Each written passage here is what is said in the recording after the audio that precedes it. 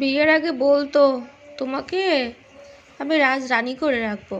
হ্যাঁ, এখন রাজরানী না, দেখো চাকরানি করে রেখেছে। দেখতে পাচ্ছ এখন, মানে যাই হোক, এখন রাত্রেবেলা আর সমস্ত বাসনপত্র আমি এখন ধোবো। আগে মেজে নিই, তারপরে ধোবো।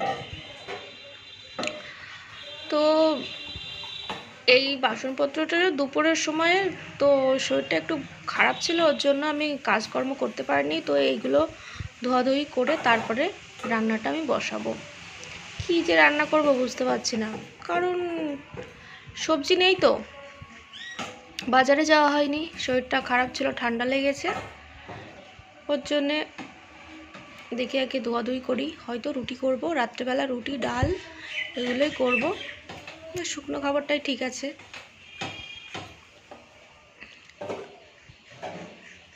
আর এখন প্রায় কটা বাজে, প্রায় 8টা মতো বাজে। আর ওই যে দেখতে পাচ্ছ জানলা দিয়ে পুরো অন্ধকার হয়ে গেছে। তো আগে থালা বাসনগুলো মেজে নিই।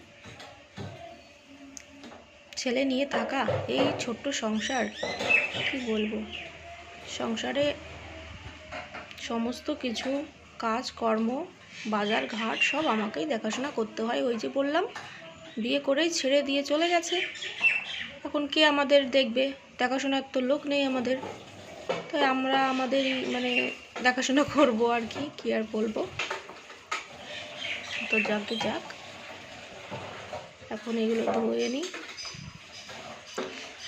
সত্যি জীবনে আগে যখন, মানে বিয়ের আগে সকালবেলা ঘুম থেকে উঠতে মানে এতটা হতো, রাগ হতো। আর এখন দেখো সকাল সকাল, আগে বিয়ের আগে ঘুম থেকে উঠতাম 6টার সময়, আর এখন বিয়ের পরে ঘুম থেকে উঠতে হচ্ছে কটা জানো?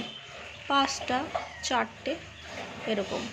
তারপরেও সব কাজকর্ম সেরে গুছিয়ে সবাইকে খেতে দিয়ে সবাইকে মানিয়ে চলতে হয়।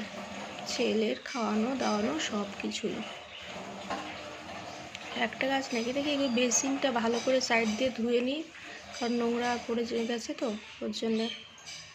আরে চলো জানলাটা দিয়ে দিই, রাত্রেবেলা তো ভয় লাগে। ওই সাইডে পুরো ফাঁকা, আম গাছ আছে, আর তার ওই সাইডে বাগান আছে, ভূতের ভয় তো একটু লাগবেই।